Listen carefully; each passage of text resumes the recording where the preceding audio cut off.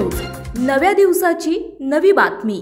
कोथरूड पोलिसांनी घेतलेल्या घर जडतीतून गँगस्टर निलेश घायवळ यांच्या घरात 2 काडतुसे आणि 4 रिकाम्या पुंगळ्या आढळून आल्यात। त्याने स्वयंपाकघरात लपवून ठेवल्या होत्या। याबाबत सहाय्यक पोलीस निरीक्षक रवींद्र आळेकर यांनी कोथरूड पोलीस ठाण्यात फिर्याद दिली आहे। कोथरूड पोलिसांनी निलेश घायवळ यांच्यासह त्यांच्या टोळीवर मोक्का कारवाई केली आहे। त्याच्या अगोदरच निलेश घायवळ हा परदेशात पळून गेला आहे। त्याचा शोध सर्वत्र घेतला जात आहे। त्याच्या पासपोर्ट संबंधात काही माहिती मिळते का, यासाठी पोलिसांनी शनिवारी दुपारी 2 वाजता निलेश घायवळ यांच्या शास्त्रीनगर येथील संत ज्ञानेश्वर कॉलनीतील घरात झडती घेतली। ही झडती रात्री 9 वाजेपर्यंत चालली। त्या घरातील दुसऱ्या मजल्यावरील किचनमध्ये 2 जिवंत काडतुसे आणि 4 रिकाम्या पुंगळ्या आढळून आल्या।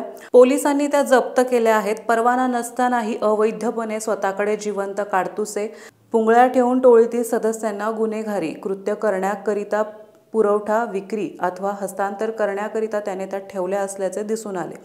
रिकाम्या पुंगळ्या कोठे वापरल्या याचा पोलीस शोध घेत आहेत। पोलीस उपनिरीक्षक नेमाने तपास करीत आहेत। आपल्या परिसरातील महत्त्वाच्या बातम्या पाहण्यासाठी आजच नवप्रभात न्यूज चॅनलला YouTube वर सबस्क्राइब करा आणि बेल आयकॉन प्रेस करा।